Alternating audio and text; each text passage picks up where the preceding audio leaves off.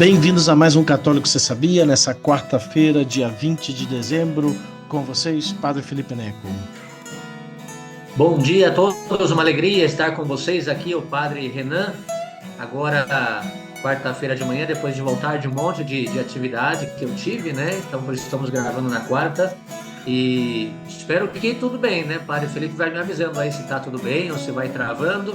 Tecnologia nossa, hoje eu estou na paróquia e o padre está em outro lugar que ele vai falar, então de repente a gente não consegue tanta qualidade como antes, mas estamos aqui com vocês e essa é uma alegria. Já e há 5 dias do grande dia, né? Do grande Natal de Nosso Senhor Jesus Cristo, e estamos aqui preparando-nos já em outro ritmo agora. Eu estou num ritmo um pouco mais tranquilo que o Padre Renan, ele está no ritmo mais quente, assim, mas correndo mais do que eu, graças a Deus, né? Como vocês sabem, Imagina gravamos vocês, na. Natal de paróquia, né? Então, estou aqui correndo. Hoje tem um monte de coisa para fazer. Amanhã tem ação social, depois tem o acampamento do ESI também. Então, e depois a missa do dia 24, 25, até que eu vou me encontrar de novo com o Padre Felipe. Mas, enquanto isso, estamos aqui na correria, É, assim, porque paróquia não para, né? O padre é, está em Como férias. sabe, não, como sabem, pois nós gravamos na quinta-feira, se eu não me equivoco. Então já estava lá em São José dos Campos, tive aí já minhas atividades, um pouco mais desligando motores lá em São José. Assim, já não tive tantas atividades, tive só mais um jantar com a família. Na sexta, no sábado tive o casamento, então já almocei na casa mais tranquilo, arrumei as coisas. E no sábado tive o casamento, muito bonito também, da Mariana e do Rafael. No caso, a Mariana é a irmã da Maiara, que eu já tinha feito o casamento da irmã dela em outubro. E agora, pois aí, vendo toda a família novamente ali reunida, foi uma bonita celebração também, foi bem simples, numa capela da paróquia onde a irmã dela casou. A capela até que é maior do que a paróquia, me pareceu maior de tamanho. Paróquia São Judas, se eu não me equivoco. Perdão, Paróquia São Francisco, a Capela São Judas, uma capela bem grande ali no bairro em Jacareí. E bonita celebração. E eu já voltei de noite para casa. Fiz aí, ainda peguei chuva ainda, fiz um pouquinho mais de 2 horas, voltando para Itapecerica da Serra, para poder dormir lá no seminário. E domingo eu já saía, ia até a missa domingo de manhã, mas acabou que não chegaram, o pessoal da comunidade do lado ali do Mater, então terminei de arrumar minhas coisas e já entrei no carro para fazer minha longa viagem de domingo até Curitiba. Então cheguei em Curitiba ali pela tardecinha, como 3 horas mais ou menos. Desci de carro para lá. eh, Encontrei algumas das famílias que combinaram um encontro ali, a maioria delas homeschoolers, tiveram um encontro lá no seminário, né, no nosso seminário em Curitiba, nossa apostólica, e estavam ali as famílias com as crianças, eu fiquei ali um pouquinho com eles, almocei porque eu só tomei uma paradinha assim no caminho, na estrada, para um café, para fazer o mais rápido possível para chegar lá. Então cheguei ali, comi um cachorro quente e acompanhei ali um pouquinho as famílias que estavam se reunindo, e às 5h30 eu celebrei a missa ali na Apostólica. Foi bonito, tinha algumas dessas famílias que já estavam reunidas, já tinham tido missa, então não ficaram para missa, mas vieram também outras das famílias mais próximas aí a participar conosco na celebração. Foi bonito ver novamente, sempre é uma alegria para mim, uma graça voltar para Curitiba, ver muitas das famílias próximas, famílias queridas, e aí estiveram na missa. Tive um pouquinho com elas. Uma das famílias teve cedo a primeira comunhão da sua filha, da Lila, o Gustavo e a Camila, que ia batizar o filho deles, o José Maria, só que como teve a primeira comunhão pela manhã, pois ela aí pois ia ser muita, eu falei, muita coisa, primeira comunhão de manhã, batizado na tarde, deixa o batizado para a próxima vez que eu voltar a Curitiba, provavelmente em fevereiro. Então, na tarde fomos aí, né, depois da missa, cumprimentei um pouco as famílias, ainda confessei um pouquinho, fui celebrar aí com eles no Habib's aí, que tem lugar para criança, eles têm 6 filhos, então tava a criançada ali feliz, comemos ali um Habib's. Aproveitei também, foi com o João Paulo e a Maria, que estava ali, Maria Isabel, que estava ali com a gente também, e depois já voltei para casa para tentar dormir mais ou menos cedo, porque na segunda-feira eu já saía de férias, então segunda-feira já liguei Mode On das férias e desci de Curitiba até Canela, né? Então foi a viagem da vida sozinho, nunca tinha feito sozinho. Fiz já com outro padre dirigindo, toda a comunidade na van, com outros padres dirigindo. O padre Renan já dirigiu também esse caminho, mas eu vim sozinho. Então foi a odisseia de descer de Curitiba. A estrada estava bem, assim, pouquinho de trânsito, mas na parte de ali depois de Pizarras, ali na Penha, perto do Beto Carreiro, e não vi nenhum acidente naquela região, mas estava meio lento ali. Aquela E região depois, antes de chegar a Brusque, ali é o lugar que para tudo, né? É normal. Aquele é, pedaço da ponte que vai para Ajaí, Brusque e Balneário Camboriú ali é normal, né? não, até que Balneário Camboriú em si não estava com trânsito, não. Porque passa meio por dentro da cidade, tinha volume de carro, mas estava andando rápido. Mas foi acho que antes ali ainda. E não tinha nenhum motivo, né? Assim, aparente. E depois cheguei a Florianópolis, que fui ali almoçar, né? Já tinha almoçado a família toda da Jéssica, do Catholic Kids, aí para ver o meu afilhado, João Paulinho, tá grandão, o Piazinho, o gurizinho tá bem grande já. Mas foi tudo muito rápido, né? Eu cheguei ali, já era. Que horas eram? Já era quase 2 horas, se eu não me equivoco. E aí almocei ali, eles já tinham almoçado todo mundo, as crianças já tinham, tava até, o João Paulo tá até dormindo. Aí eu almocei um pouco rápido, conversei um pouquinho, e eu também tive que descansar, porque eu falei, não, ainda faltam outras 9 horas quase de. Não, 9 não, um pouco menos, ou 7 horas mais ou menos de dirigir. Então fui. Ela tinha uma rede assim no quarto superior, assim dela. Eu fui dormir na rede ali, assim, dei uma descansada na rede, mas foi coisa rápida, meia hora. Acordei aí, João Paulo já estava acordado, dei um abraço, peguei ele um pouco no colo, tive um pouquinho mais ali, mas foi coisa da meio oi e tchau, assim, né? Então, às 4 eu já estava, 4 e pouquinho, eu já estava saindo. E aí já peguei estrada de novo.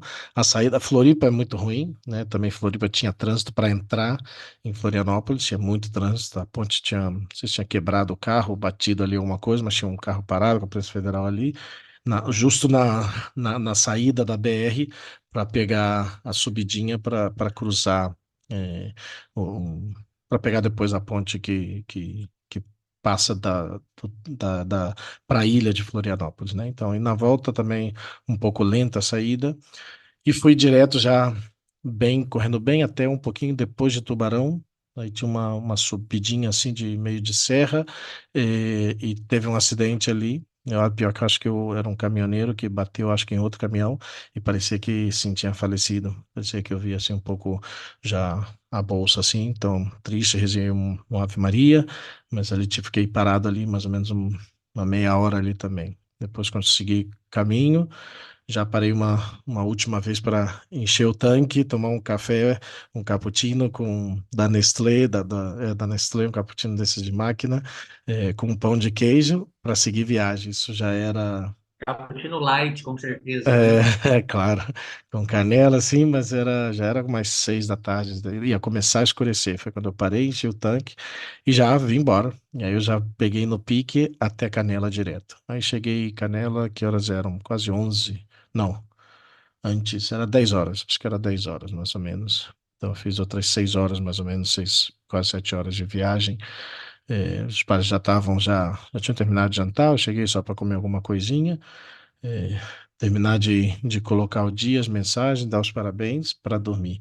E aqui estamos, né? Terça-feira ontem tivemos dia já mais tranquilo, choveu, aqui estava quente quando eu cheguei na segunda-feira, acordei terça-feira todo suado, mas já na terça caiu chuva, estava chuviscando quase todo dia, toda a tarde de ontem, e hoje está meio nublado, mas estamos aqui já curtindo as férias. Claro que do católico, você sabia, a gente nunca tira férias. Aqui somos constantes aqui com vocês para não deixar de passar a semana com vocês no máximo que a gente consegue, né? Às vezes fica impossível, sobretudo quando o Padre Renan inventa viagens e coisas, aí fica mais difícil de conseguir estar gravando pontualmente. Mas aqui estamos essa semana com vocês também. Conta aí, Padre Renan. Padre Quase Renan também nunca, andou né? viajando, passeando também.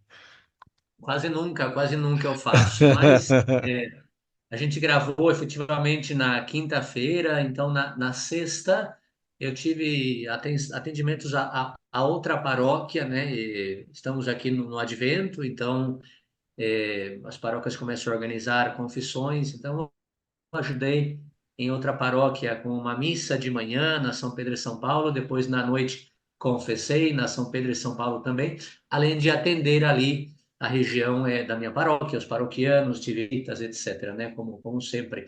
Sábado foi um dia muito bonito para mim, porque eu pude batizar o Samuel, que é filho de uma família muito querida. Eu celebrei o casamento dos pais. O menino é coroinha, a menina faz parte do grupo de jovens, é uma família querida, e agora batizei o Samuel, estou acompanhando a menina também na direção espiritual, né? Não sei quem me segue pelo Instagram, foi esse menino que eu publiquei o trabalho dele na escola, né? Depois eu vou fazer um vídeo com ele também, onde ele disse que quer ser padre, e o sonho dele é ser um padre de paróquia, mas um padre muito querido por todos, que todas as crianças gostam e que os jovens também gostam e tal, né?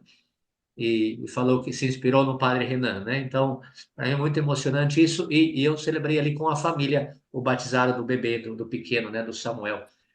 Também, entre uma coisa e outra, eu fiz um atendimento de um casal também muito querido da Santa Edviges, da paróquia Santa Edviges, que é outra paróquia nossa, que vão casar-se. Agora eles têm um filho já, estão juntos faz tempo, e agora vai ser a celebração, né, do casamento, já na igreja, casamento religioso. É, um casal que buscou esse processo, né, de reaproximação de Deus, e agora eu os atendi no curso de noivos e no atendimento que eles fazem o juramento, né, antes de casar-se, no sábado mesmo. E agora, esse sábado próximo, 23, vai ser o casamento deles, né, da Gleice e do Júnior aqui da paróquia. Uma alegria estar com eles. E na noite, veja como o sábado foi intenso, então, né? Batismo, atendimento de noivos que vão casar-se e depois Santa Missa. E na noite tivemos a confraternização dos paroquianos da paróquia Santa Edviges. Também muito familiar o ambiente, muito alegre. Estávamos 4 padres aí, que sempre atendemos essa paróquia, então um momento muito familiar também de estar com os nossos paroquianos. E no domingo eu fui viajar, efetivamente o padre Felipe disse, né?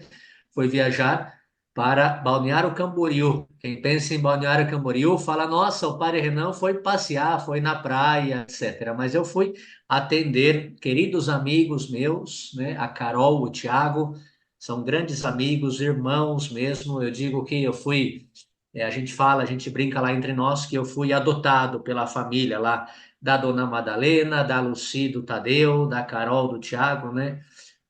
Grandes amigos. Sou o filho postiço, né? O irmão postiço que a Carol fala. E são amigos mesmo de muita confiança.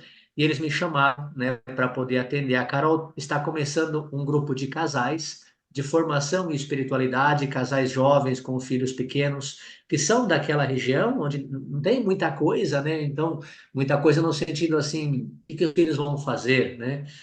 Pensando no futuro dos filhos, da família. Então, ela montou esse grupo para ajudar-se entre eles, né, com formação, com espiritualidade. E o padre Renan foi convidado para pregar um retiro o dia todo, domingo o dia todo, no retiro para os casais, né? Foi muito bonito, um momento de muita alegria também. Então, eu fui de avião, porque está longe, me colaboraram com a minha passagem. Viajei no domingo cedo, preguei o retiro domingo o dia todo, fiquei lá na segunda, aí sim pouco mais de descanso, né? Um pouquinho, porque também eu atendi em confissão e a Santa Missa para os colaboradores, funcionários ali da empresa Arte Sacro Paramentos, que também são grandes amigos, né? Aqui está dizendo que a internet está travando. Padre Felipe, me avisa aí qualquer coisa, hein? Ainda, assim, E eu, dá claro, uma meia já estou seguindo. congelada, mas segue aí, porque Mas a dá para voz, entender. Dá para entender, só dá uma travadinha, mas tá tá. continuando. Segue aí. Então vamos lá. Na segunda estive ali, atendi em confissão e a missa, né, em preparação para o Natal, todos os funcionários da empresa Arte Sacro Paramentos. E quero deixar minha gratidão por tanto carinho, tanta amizade e por todo o trabalho que fazem pela igreja no Brasil também, né? E na terça eu voltei. né? Fiquei um pouco com eles ali de manhã também, atendendo em confissão a família, a família ali da dona Madalena, da Carol, da Lucy, de todos, muito unidos ali, da Dulce e todos eles. Um grande abraço a todos. E já viajei na terça pela tarde aqui para São Paulo de novo. Cheguei ontem à noite, o padre Alejandro Fuentes foi me buscar no aeroporto, jantamos, descansei e aqui estamos, né? Então, foi um bate e volta para um retiro e aproveitei um dia de praia, isso sim, né? Uma tarde de praia ali também em Balneário Camboriú. Mas vamos lá, porque daqui a pouco eu tenho minha missa aqui no meio-dia, então a gente tem que correr, né? Para Felipe ficar à vontade aí. Vamos lá, porque aqui o Zoom hoje só tem 40 minutos, então é, nem sei, daqui a pouco ele vai começar a avisar 10 minutos para acabar, então a gente tem que aproveitar o tempinho que tem aqui. Pois vamos lá. Pois, pessoal, como vocês talvez recordem, vocês que estão nos acompanhando aí ao dia, pois gravamos na semana passada falando sobre essa introdução das virtudes. E aí queremos um pouco seguir com essa mesma temática, né, como eu tinha já comentado da outra vez, falando sobre essa introdução às virtudes, né? Estávamos falando um pouco sobre essa imagem cristã do homem, que é o próprio Cristo. A única imagem que devemos buscar é a de Cristo Jesus. Depois comentamos sobre esse conceito de virtude e a hierarquia entre as virtudes e introduzimos já a virtude da prudência e da justiça. Recordando que é uma introdução, né? Quero poder, no ano que vem, dedicar um programa inteiro para cada uma das virtudes, né? Desde um aspecto filosófico, que é um pouco mais como apresenta Joseph Pieper, e também, né, no livro dele, As Virtudes Fundamentais, que é a base dessa introdução, que é a introdução e a base um pouco que vai ser também para cada uma das virtudes, e também quero acrescentar também, é, provavelmente de Antônio Royo Marim, a parte também teológica das virtudes e fazer também algo que seja mas para nossa vivência diária, tentar buscar até algumas ideias que possam nos ajudar a compreensão de onde entra realmente a justiça, né? Ou, perdão, onde entram as virtudes dentro da nossa própria vida.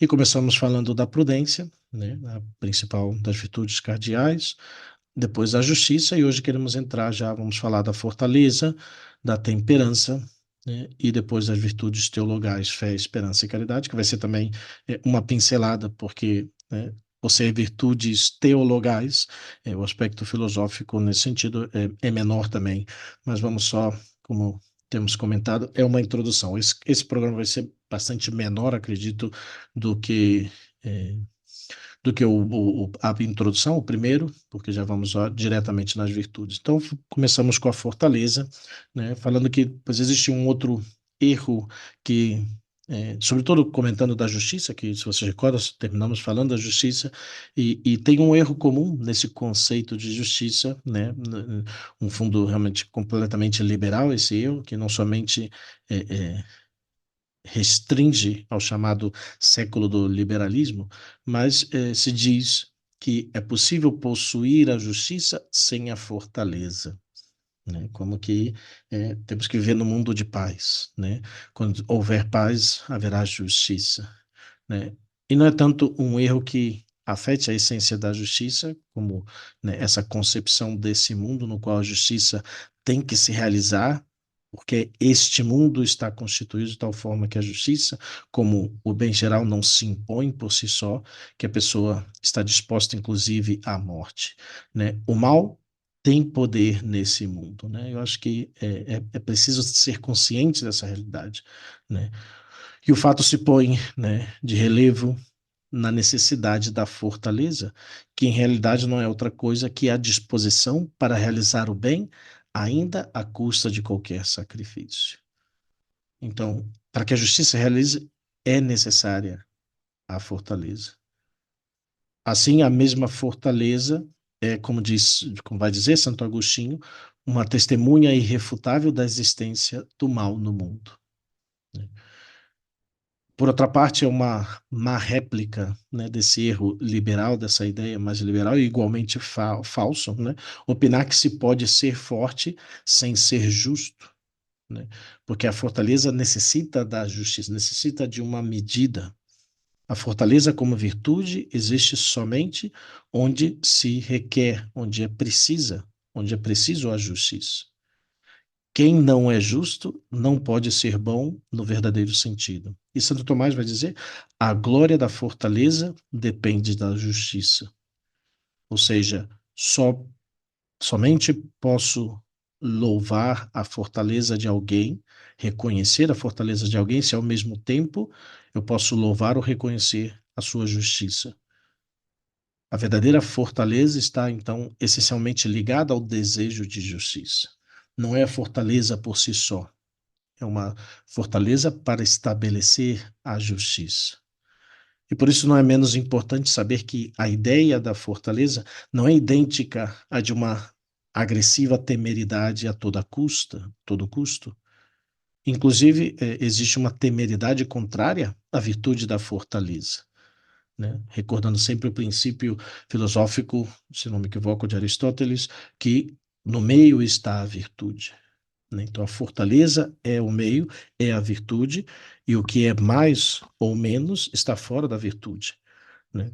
Eu posso ser, né, se eu sou demais, eu vou ser temerário no meu uso da força, ou eu vou ser um covarde, não vou usar nunca a virtude da fortaleza, né? E para maior claridade, convém considerar que lugar verdadeiramente ocupa o temor na vida do homem, né? O charlatão, né, aquela pessoa superficial da vida cotidiana, em princípio tranquilizadora, tende a negar a existência do terrível, ou muitas vezes situá-lo na esfera do aparente ou inexistente. E essa certa tranquilização, eficaz ou não, existe em todas as épocas e se encontra hoje com uma oposição notável, já que nenhum conceito da literatura profunda, seja filosófica, psicológica e poética, de nossa época joga um papel importante como o do medo, né? Nenhum outro conceito é tão forte hoje em dia como o do medo. E outra forma de manifestar essa certa inocuidade da vulgar existência é esse novo estoicismo tão presente, né, proclamado por um círculo de homens para os quais o recordar os sucessos das guerras mundiais é uma destruição que fecha, né, que se fecha a promessa e a ameaça de catástrofes apocalípticas ainda mais violentas, né? Então, se quer colocar os acontecimentos das guerras mundiais como, né, um sobreuso, um sobrepasso do uso da fortaleza, né? Então, levando muito mais a uma atitude muito mais temerária, de medo, realmente, nas pessoas, né? A existência, em todo caso, é horrível, né? A existência do homem, né? Pois Jó já falava, né, que a vida do homem é uma milícia, é uma guerra, é uma sobre a terra, né?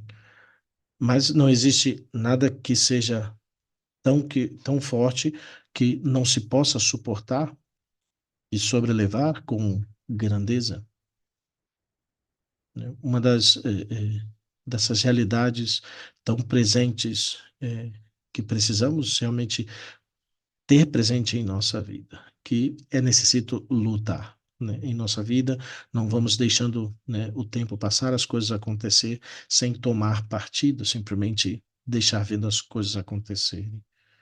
É necessário realmente observar que seria pouco menos que ridículo, né, o recolher alguns desses fatos com certa satisfação e até mesmo ironia em relação ao passado, né?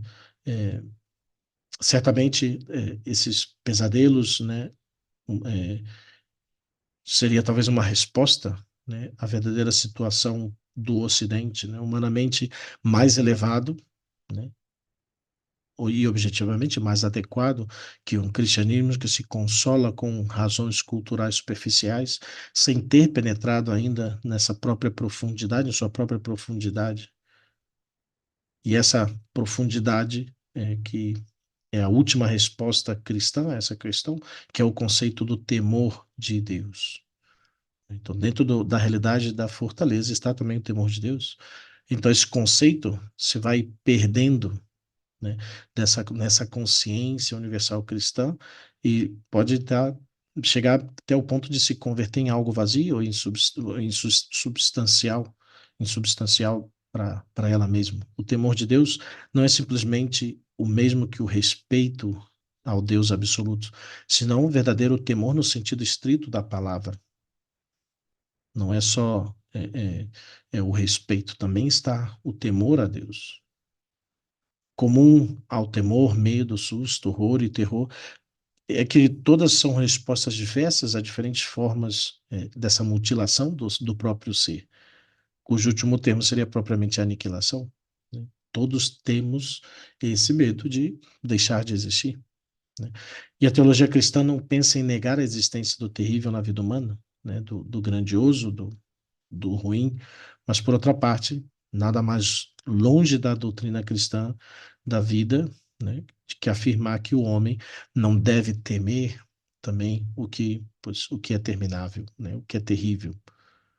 Mas o cristão, né, é, que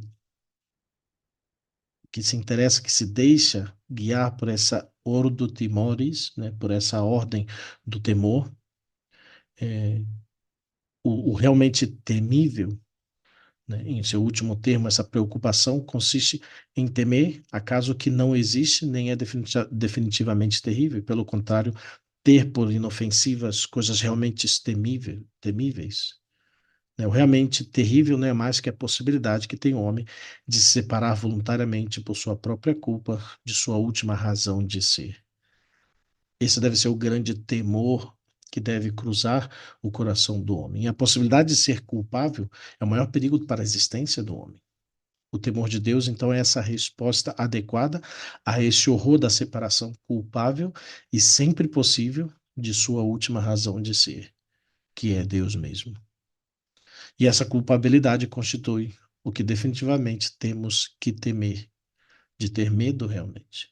E esse medo que acompanha cada existência humana, inclusive a dos santos, né, como uma possibilidade real, não é superável por qualquer forma de heroísmo, mas bem, é esse temor a premissa para todo heroísmo autêntico. Então, a raiz dessa virtude da fortaleza está realmente o temor de Deus. Como tal temor que tem que ser suportado e resistido até a segurança definitiva da vida eterna.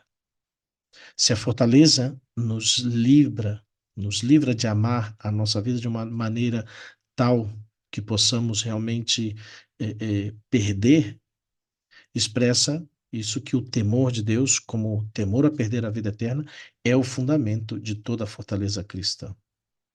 Então temos que pensar, no entanto, que o temor de Deus é só esse inverso negativo do amor esperançado para com Deus. Santo Agostinho vai dizer que todo temor é amor que foge.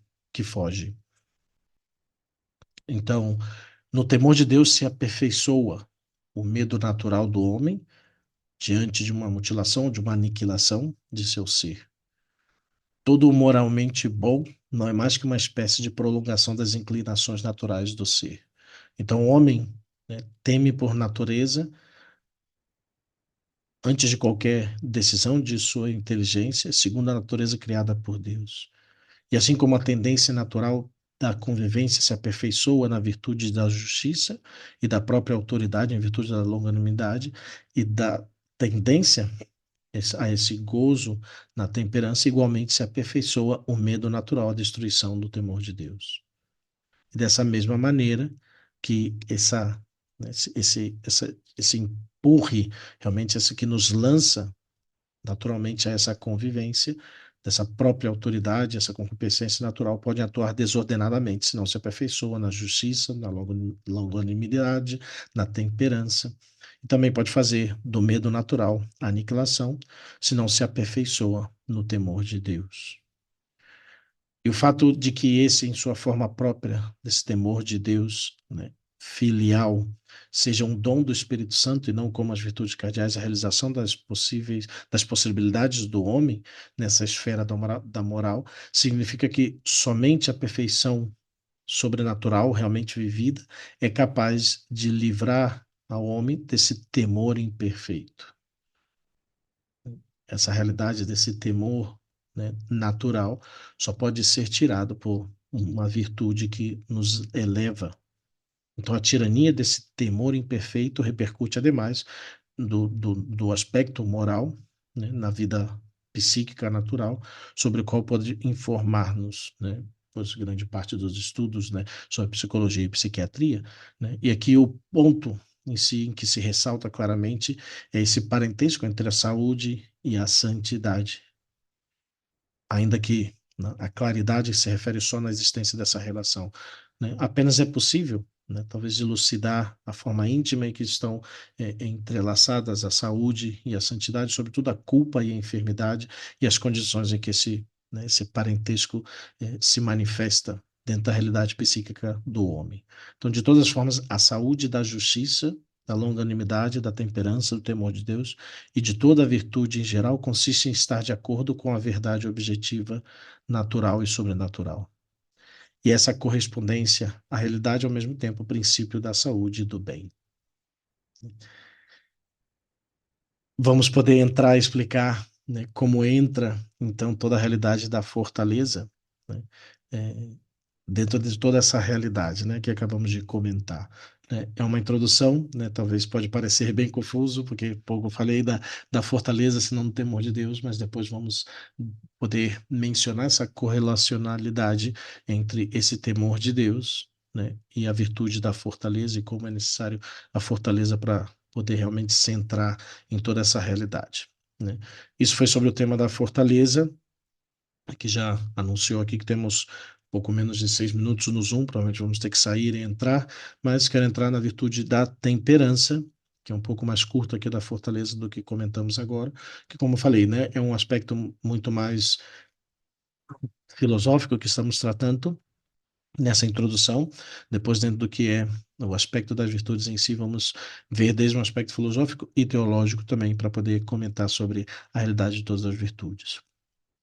Depois entramos então na temperança, a quarta das virtudes cardeais, né? Se diz que a disposição natural ao gozo, ao prazer, pode chegar a atuar de modo desordenado. Isso não precisamos, né, nem muita explicação, porque é isso que podemos viver em nossa própria carne, mas também na realidade do mundo e de como está a sociedade hoje em dia, né?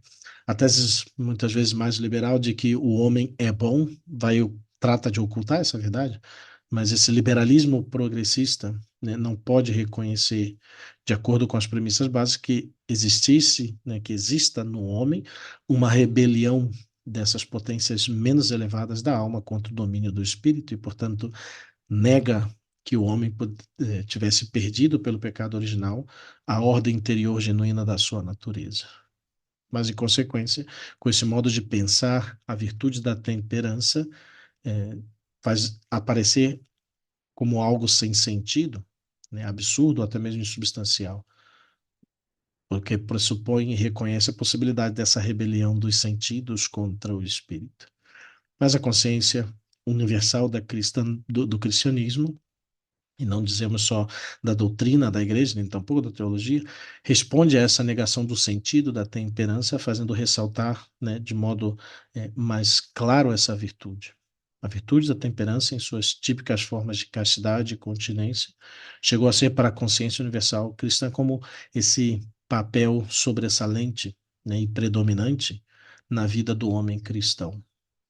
De todas as formas, essa resposta foi filha de seu adversário, né? Ou ao liberalismo, né? O liberalismo que quer dar rédeas soltas a tudo que é os prazeres, os gozos e, pois, essa consciência cristã de que, pois, a temperança, a castidade, a continência é parte também essencial da sua vida, né? Da vida cristã. Então, a temperança é a virtude mais pessoal entre as quatro virtudes cardeais, porque demonstra essa dependência, né, desse inimigo comum que é esse liberalismo individualista. Na realidade, se poderia ter, né, talvez alçado de igual forma essa bandeira da fortaleza contra esse liberalismo progressista, ou também, né, ter talvez ressaltado com especial insistência essas virtudes, né, da fortaleza e da temperança, é, a parte, né, completamente da justiça distributiva e legal.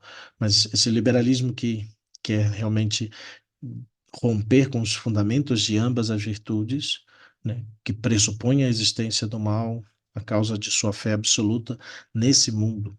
Né, mas precisamente sublinhamos que a consciência universal cristã, né, antepõe a temperança como uma virtude característica do cristianismo. Virtude que se refere, de primeira intenção, como já falei, do indivíduo como si, né? É uma realidade muito mais pessoal. E assim, essa virtude mais pessoal, por ser mais pessoal, também mais cristã. Então, dessa forma, essa supervaloração da temperança tem uma relação manifesta com esse liberalismo pela individualização da moral, né? Esse caráter privado da temperança foi a causa de que a teologia clássica não considerasse essa virtude como a primeira, senão a última das quatro virtudes cardeais. É, essa supervaloração da temperança, né, teve repercussões e reflexos consideráveis, né, é, é, o conceito da chamada moralidade vai ter as raízes nessa própria virtude, não? Então, esse conceito, com todas as suas ambiguidades que tem da moralidade, como se usa hoje em dia na linguagem corrente, é o resultado dessa restrição da moral à virtude da temperança. Mas, por outra parte, está unida a uma concepção moralista do bem em geral que supera, como se diz, a ação ou omissão do homem que vive e que deve e que é, né, que prescinde de si o dever e o ser. E ademais se reduz de uma maneira completamente unilateral à força moral e o exemplo dos anjos, a virgem, ao plano dessa virtude e, sobretudo, à castidade.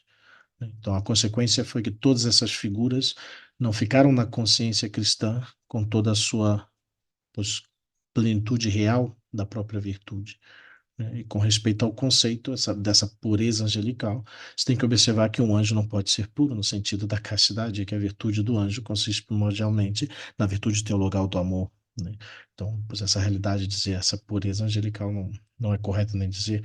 Ao mesmo tempo que o conceito de imaculada não se refere unicamente à castidade da Mãe de Deus, senão que tem essa amplitude maior que acabamos de celebrar, muito maior, que significa primeiramente, antes de tudo, essa plenitude da graça em seu ser, que Maria recebeu em princípio. Então, para concluir, que já vai terminar, já vai encerrar aqui o Zoom aqui, vamos ter que entrar novamente. Então, para concluir, né, essa parte da virtude, da temperança, essa supervaloração que já estamos comentando, valorização da castidade, é em boa parte culpável de que termos de nossa linguagem tal como a sensualidade, a paixão, a concupiscência, instinto, etc., tem adquirido um significado totalmente negativo, né?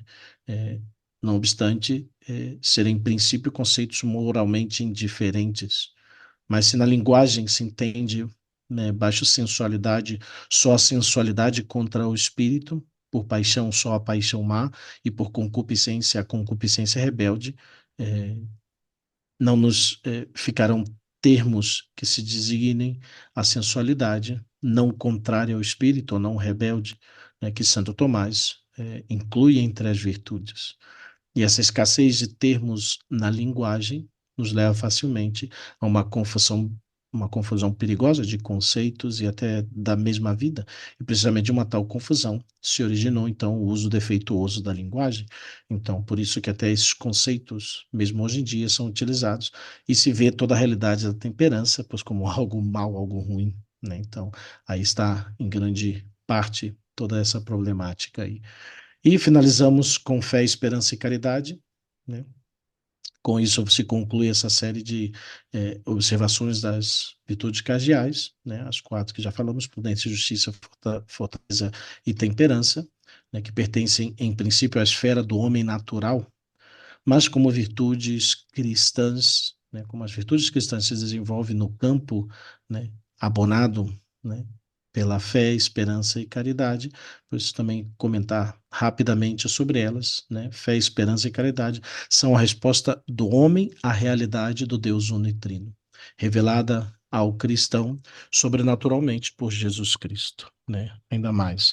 As três virtudes teologais não só são a resposta para essa realidade, senão que ao mesmo tempo constitui a capacidade e fonte de energia para essa resposta. E não só isso, senão que, ademais, são a única boca, por assim dizer, capaz de dar essa resposta, né? Esse estado de coisas não se reflete com suficiente claridade em todas as manifestações cristãs sobre as virtudes teologais. Ao homem natural, não lhe é possível crer no sentido da virtude teologal da fé, pela simples razão de que a realidade sobrenatural tenha sido feita assequível, né, capaz por meio da revelação, acessível por meio da revelação. Não, essa possibilidade de crer só nasce pela comunicação da graça santificante. Às vezes gostam de fazer essa divisão entre fé natural e fé sobrenatural, mas na fé o cristão adquire essa consciência da realidade do Deus unitrino, em uma medida tal que sobrepassa a todo convencimento natural. A esperança é a resposta de afirmação do cristão, sugerida por Deus, à realidade revelada de que Cristo é o caminho à vida eterna, no mais real dos sentidos. E, finalmente, o amor à caridade é a resposta de todas as potências do homem na graça à bondade infinita e essencial de Deus. Então, as três virtudes teologais estão ligadas de maneira mais íntima, porque refluem, né, esse círculo santo, segundo uma expressão de Santo Tomás, que ele vai falar sobre o Tratado da Esperança. Quem foi levado da esperança ao amor adquire uma esperança mais perfeita, já que também crê com mais vigor que antes. Pois vamos encerrando por aqui, porque o padre também vai correndo, e como comentamos, pois é uma introdução às virtudes. Foi muito mais breve, claro, esse resumo da fé, esperança e caridade, mas vamos falar com bastante extensividade sobre elas, né? Talvez, né, não seria de estranhar que talvez até alguma dessas virtudes nós façamos em duas partes, né? Seja a fé ou a caridade, a esperança, até talvez em dois programas. Então são, pelo menos aí temos 7 programas pela frente para falar das 7 virtudes, pelo menos. Vai ser ao longo do ano, do semestre, pelo menos tentar terminar no semestre essas 7 virtudes. Vai ser bastante trabalhoso, porque eu quero pegar alguma das ideias principais que Joseph Pieper traz no seu livro. Também quero acrescentar provavelmente alguma coisa mais desde a visão teológica, provavelmente de Tanqueray, ainda vou ver se de Tanqueray ou de Royo Marim. Talvez de Royo Marim, não sei agora qual dos dois eu pegue, para apresentar também essa realidade desde um aspecto mais teológico também, não só filosófico. Esse resumo foi uma concepção mais filosófica, né, do aspecto aqui que queríamos tratar. Mas é isso, né, um programa mais curto, mais resumido, mas pelo menos para fechar essa introdução, para não ter o programa ter ficado tão longo, programa passado, né, estamos tentando evitar de passar essa hora, mas aqui poder apresentar para vocês essa introdução. Mas é isso, padre. Obrigado Muito aí na bem. correria. Obrigado aí. Eu desculpa, né? Entre os congelamentos aqui da internet, eu falei, eu não vou cortar o padre porque minha voz vai sair toda cortada depois, né? E também porque eu tenho efetivamente, já vou me preparar para a missa. Então, quero agradecer. Eu só comento uma coisa que me pareceu muito interessante, e eu sei que é uma ouvinte, mas muitos outros podem pensar o mesmo, né? Claro que a finalidade do nosso podcast é diversa, né? Formação, espiritualidade, contar um pouco da vida dos padres, enfim, mas sobre tudo isso, formação e espiritualidade, né? E esses temas assim que o Padre Felipe propôs agora justamente promove esse crescimento espiritual dos nossos ouvintes. Então, obrigado, Padre Felipe. A gente percebe como importante não ter crescimento espiritual, né? Que não esteja ligado à prática, ao exercício das virtudes. Então, para a gente entender melhor isso, agradeço muito. Eu digo que uma ouvinte disse assim, brincando, obviamente, né? Porque eu conheço ela, né? É a Jéssica, vou falar aqui. Ela disse assim: Nossa, um podcast que não é de treta, é de virtude, de crescimento, que coisa boa. E a gente riu muito, né? Mas efetivamente a gente precisa também, tem vários temas que são de crescimento, né? Exame de consciência, espiritualidade do Natal, advento, enfim. Tomara que sirva também. Agradeço o Padre Felipe e deixo meu abraço aqui, que faltam 2 minutos para a minha missa e eu vou lá correndo. Deus Bem, abençoe a todos, muito obrigado. isso aí, eu deixo as tretas com o padre Renan e eu faço os programas mais sérios. Não, tô brincando. Também de vez em quando a gente solta Aproveita. uma treta aqui. Deus abençoe a todos. Até a próxima. Fiquem com Deus.